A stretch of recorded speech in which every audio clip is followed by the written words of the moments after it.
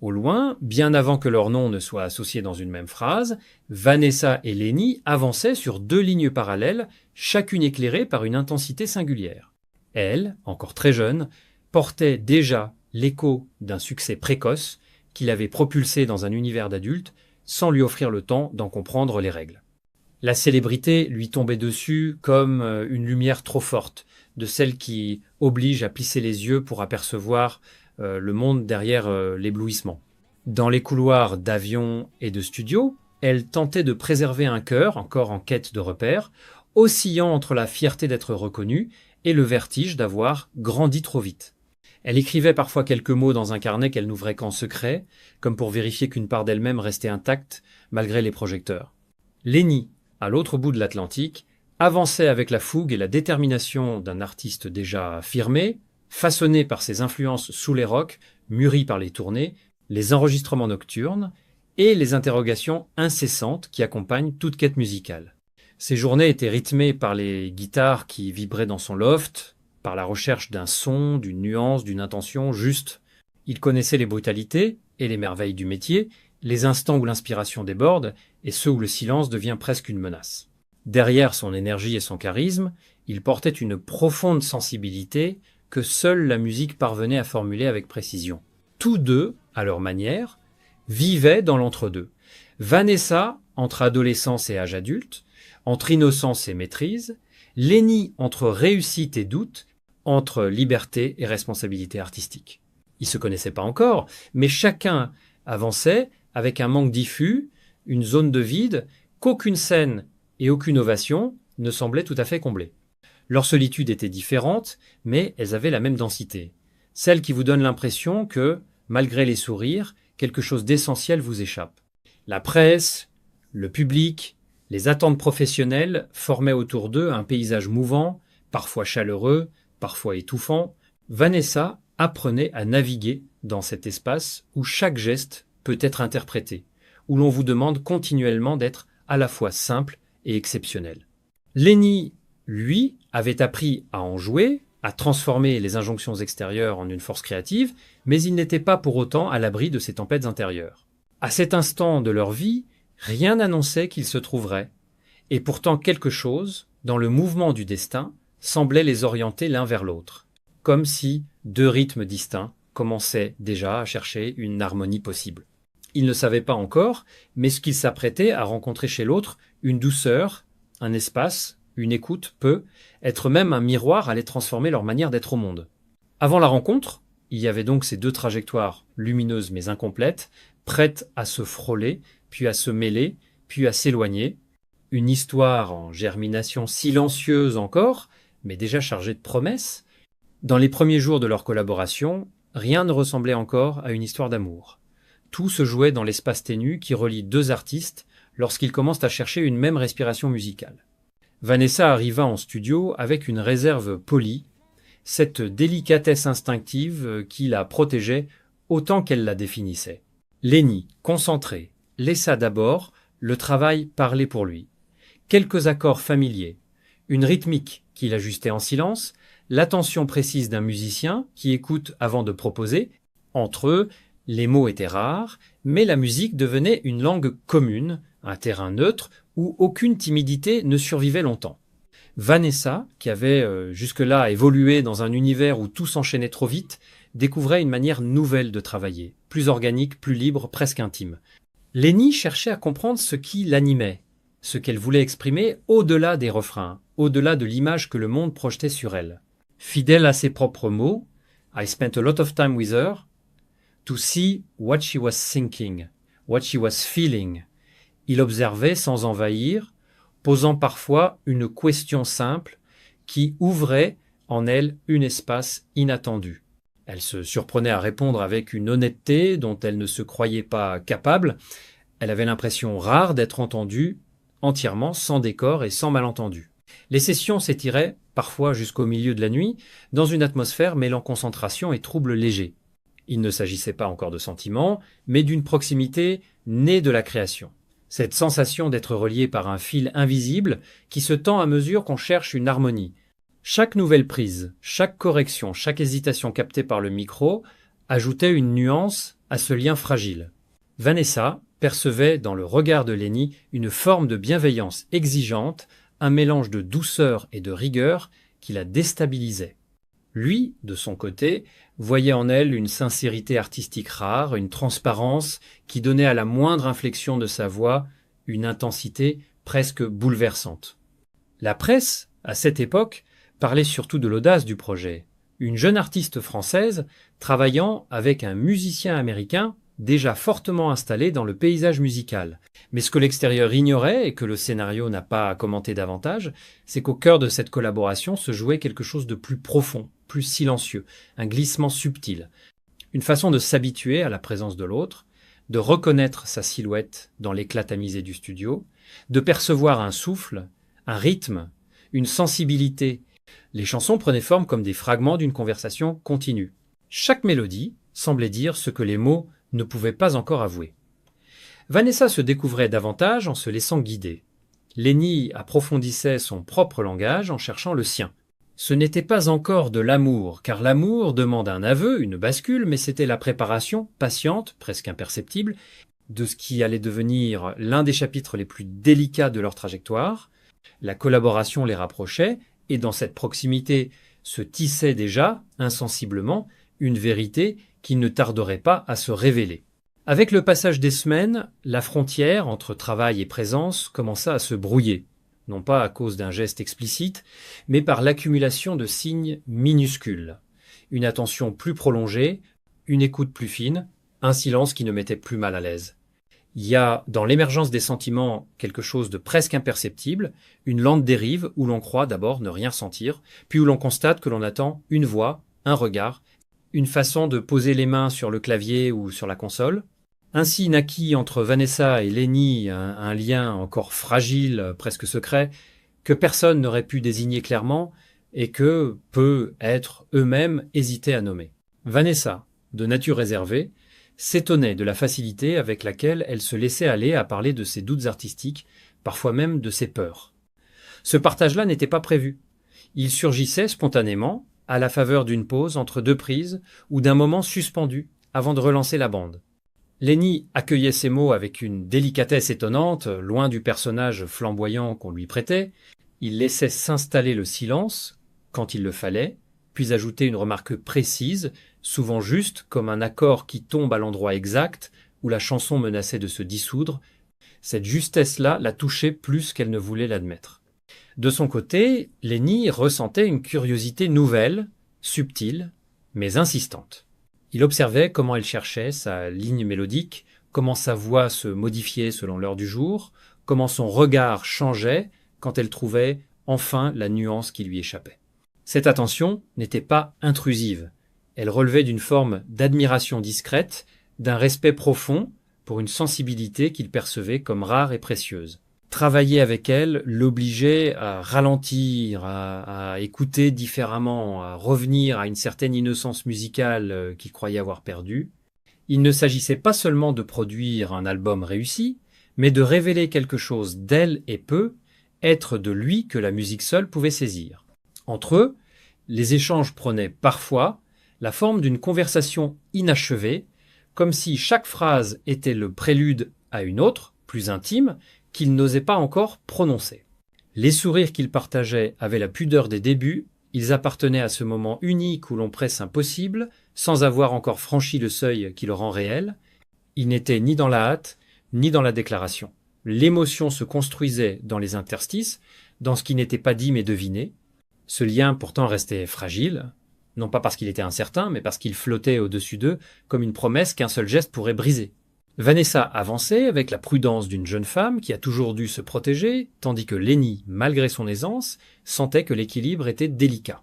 Une note trop appuyée, un mot trop lourd, et tout basculerait. Et pourtant, leurs voix se mêlaient de plus en plus naturellement dans le studio. Les chansons qu'ils façonnaient semblaient capturer une vérité qu'ils n'avaient pas encore osé formuler à voix haute. Le lien n'était plus seulement musical. Il avait pris chair dans un territoire sensible, intime, que ni l'un ni l'autre ne contrôlait entièrement.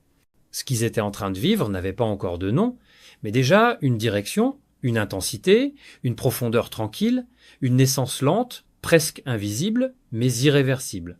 L'évolution de leur relation, d'abord discrète et protégée par les murs épais du studio, finit pourtant par se heurter à la lumière publique. Rien de spectaculaire, rien de brutal, mais cette exposition, même diffuse, modifiait subtilement la manière dont ils se regardaient, dont ils avançaient l'un vers l'autre.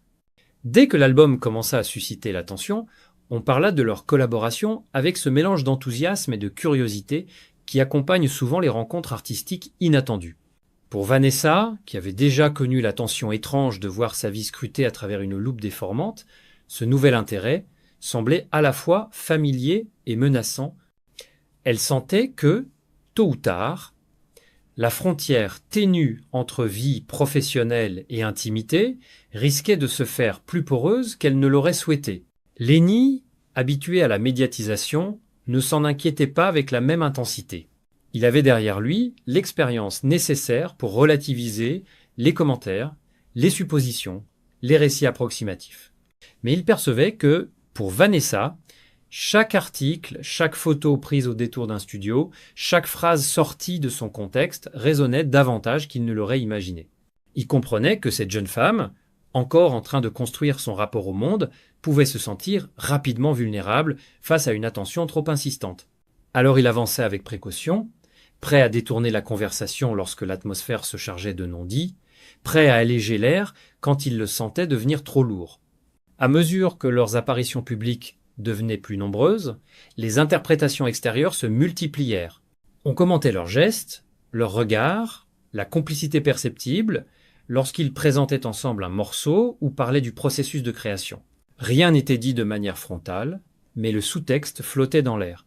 La presse cherchait à comprendre ce qui les liait, à deviner derrière leur sourire une histoire qu'ils ne confirmaient ni ne démentaient. Cette attention invisible mais constante créait une tension douce mais réelle autour d'eux. Vanessa, malgré sa pudeur naturelle, avançait avec grâce dans cette lumière renouvelée. Elle avait appris à sourire sans se dévoiler, à répondre sans se trahir, mais parfois, au détour d'un couloir ou d'un trajet en voiture, elle avouait à demi-mot que cette exposition la troublait. Non pas qu'elle en souffrait, mais elle craignait que l'image projetée au dehors finisse par modifier ce qu'ils vivaient en dedans. Elle ne voulait pas que le monde s'empare de ce lien encore fragile, qu'il le recompose selon ses propres récits. Elle désirait protéger la délicatesse de ce qu'ils construisaient, préserver la part d'innocence qui existait encore entre eux. Lenny, conscient de cette inquiétude, veillait à maintenir autour d'eux un espace de confiance. Il créait une bulle, lorsqu'il travaillait, un lieu où les caméras, les micros, les suppositions se dissolvaient. Dans cette bulle, leur conversation conservait la sincérité des débuts, les silences restaient porteurs de sens, et les regards suffisaient à apaiser les doutes.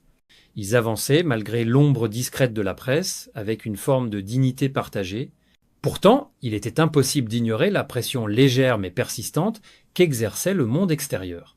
La notoriété n'écrasait pas leur relation, mais elle la rendait plus complexe, plus consciente d'elle-même. Ils apprenaient à naviguer entre l'authenticité et la retenue, entre la spontanéité et la prudence. L'amour, ou ce qui en prenait doucement la forme, se retrouvait soudain placé sous un faisceau lumineux qui n'éclairait pas toujours avec douceur. Et dans ce mélange d'admiration et de surveillance, leurs gestes se chargeaient d'une gravité nouvelle, comme si chaque pas devait désormais tenir compte d'un public invisible. Avec le passage du temps, une nouvelle forme de tension apparut, douce d'abord presque imperceptible, puis de plus en plus sensible, comme une variation d'accord qui transforme subtilement la couleur d'une chanson. C'était pas une rupture soudaine, ni un événement identifiable, plutôt un décalage progressif, un glissement silencieux entre deux êtres que la création avait rapprochés, mais que leur trajectoire commençait désormais à éloigner. Vanessa, dans l'élan de sa jeunesse et de sa quête artistique, se découvrait des horizons intérieurs à explorer. Elle voulait affiner sa voix, approfondir sa présence scénique, trouver un équilibre propre dans un univers qui lui avait trop longtemps imposé ses rythmes. Cette envie n'était ni une fuite ni une résistance, c'était une maturation naturelle, presque inévitable, qui l'amenait à se questionner davantage sur sa direction, sa place, sa manière de créer. Lenny, lui, avançait selon un tempo qui lui était propre, façonné par des années de scène, de tournées, d'expériences already accumulées. Il était porté par une énergie qui oscillait entre intensité créative et exigence intérieure, une énergie parfois tumultueuse qui ne s'accordait pas toujours avec la délicatesse du chemin que Vanessa empruntait. Ce contraste n'était pas conflictuel, jamais une confrontation directe, mais il suffisait à créer entre eux une zone de tension, un espace où leurs besoins ne coïncidaient plus aussi spontanément qu'auparavant. Là où Vanessa cherchait la nuance, Lénie cherchait l'absolu, là où elle aspirait à respirer, lui continuait à pousser vers l'avant. Les journées se déroulaient avec une familiarité intacte, mais les soirées portaient une coloration différente. Leurs conversations, autrefois fluides et légères, se faisaient parfois hésitantes, comme si chacun avait peur de peser sur l'autre. Vanessa, qui percevait les fluctuations de l'atmosphère, avec une sensibilité presque douloureuse, redoublait de prudence. Elle craignait d'être maladroite, de demander trop ou de ne pas offrir assez. Elle avançait, avec la réserve instinctive qui la caractérisait, essayant de protéger ce qu'ils avaient construit sans étouffer l'élan de sa propre croissance. Lénie, de son côté, sentait bien ce changement d'équilibre. Il reconnaissait dans les silences de Vanessa une forme de distance nouvelle, non pas volontaire, mais née d'un besoin d'espace. Pourtant, il ne savait pas toujours comment l'aborder, habitué à des relations où l'intensité prenait le pas sur les nuances. Il la regardait parfois avec une mélancolie discrète, conscient que quelque chose leur échappait, qu'un fil s'effilochait sans qu'ils aient les mots pour le retenir. Cet écart, si tamisé qu'il semblait presque irréel, devenait malgré eux une réalité qu'ils ne pouvaient ignorer. La notoriété, encore une fois, ajoutait sa pression muette. Les emplois du temps à coordonner, les trajets, les attentes extérieures rendaient leurs moments communs plus rares, plus précieux, mais aussi plus lourds d'enjeux. Chacun d'eux voulait préserver la spontanéité des débuts, mais cette spontanéité requiert du temps, de la légèreté, de la disponibilité, trois luxes que leur carrière ne leur accordait plus aussi facilement. Ainsi naquit la distance, non pas par manque d'amour ou de respect, mais par l'inadéquation de deux rythmes, de deux périodes de vie, de deux façons d'habiter le monde. Ils restaient l'un pour l'autre un lieu de douceur, mais cette douceur elle-même commençait à peser, comme si la tendresse ne suffisait plus à masquer l'écart grandissant entre leurs besoins du moment. Un amour peut être sincère, et pourtant se fendre non pas par fragilité, mais parce qu'il ne se déroule pas au même tempo pour les deux cœurs qui le portent. La séparation arriva sans fracas, sans éclat, presque sans mots, comme si elle s'était installée doucement, à leur insu, prête à se révéler dès que l'un des deux oserait nommer ce qui les habitait depuis quelque temps déjà. Il n'y eut ni reproche, ni geste abrupt, ni scène qui laisse des cicatrices. Seulement une lucidité partagée, née de cette attention sincère qu'ils s'étaient toujours portée. Ils s'assirent, un jour, dans le calme inhabituel d'un moment où rien ne pressait. La lumière traversait la pièce avec une douceur presque trop grande, comme si elle cherchait à accompagner ce qui allait se dire. Et, sans chercher à sauver ce qui ne pouvait plus l'être, ils reconnurent ensemble que leur histoire ne suivait plus le même fil. Vanessa, dans sa réserve délicate, sentit d'abord un étrange soulagement mêlé à une tristesse profonde. Elle comprenait que s'accrocher davantage aurait été trahir quelque chose de précieux en eux, la sincérité de leur début, la clarté de ce qu'ils avaient tenté de construire, la beauté simple d'un lien né dans la musique avant d'éclore dans la vie. Elle avait conscience que ses propres besoins se découvrir, se définir, se solidifier, surpassaient désormais ce que la relation pouvait lui offrir. Non pas parce que Lénie comptait peu, mais parce qu'il avait compté assez pour qu'elle ose être honnête. Lénie, de son côté, accueillit cette séparation avec une dignité teintée de nostalgie. Il savait que les histoires fondées sur l'admiration, la création et la délicatesse peuvent parfois s'essouffler lorsqu'elles ne sont plus nourries par le même souffle. Il respectait Vanessa trop profondément pour lui demander de rester dans un espace où elle ne pourrait plus pleinement s'épanouir. Il n'y avait pas de rancœur dans son regard, seulement cette reconnaissance discrète envers ce que leur rencontre avait apporté à sa vie, à son art, à sa manière de ressentir. Après cet instant suspendu, chacun repartit avec une douceur mêlée d'appréhension. Les jours qui suivirent eurent une texture étrange, un vide dans les habitudes, un écho dans les gestes, une tendresse persistante qui continuait de résonner même en l'absence de l'autre. Vanessa trouva dans le travail un refuge qui n'était plus une fuite, mais un lieu de reconstruction. Elle découvrit, que la solitude pouvait être un espace fertile, qu'elle pouvait y affiner sa voix, son regard, ses désirs. Elle avançait avec prudence, mais aussi avec une maturité nouvelle, consciente que cette histoire l'avait façonnée sans l'engloutir. Lenny lui transforma cette rupture en un creuset créatif. Il y déposa ses nuances, ses doutes, ses élans, laissant la musique absorber ce que les mots ne pouvaient traduire. Il n'en faisait pas une tragédie, mais une étape, un chapitre essentiel qui lui rappelait que même les rencontres brèves peuvent laisser une empreinte durable. Il parlait d'elle avec respect, reconnaissant dans son parcours une force tranquille qui l'avait marquée plus qu'il ne l'avouerait parfois. Ils ne se perdirent pas vraiment, ils se déplacèrent l'un par rapport à l'autre, comme deux astres qui avaient partagé une orbite avant de poursuivre leur trajectoire. Ce qu'ils avaient vécu ne s'effaça jamais, mais trouva sa juste place, non pas dans la douleur, mais dans la gratitude.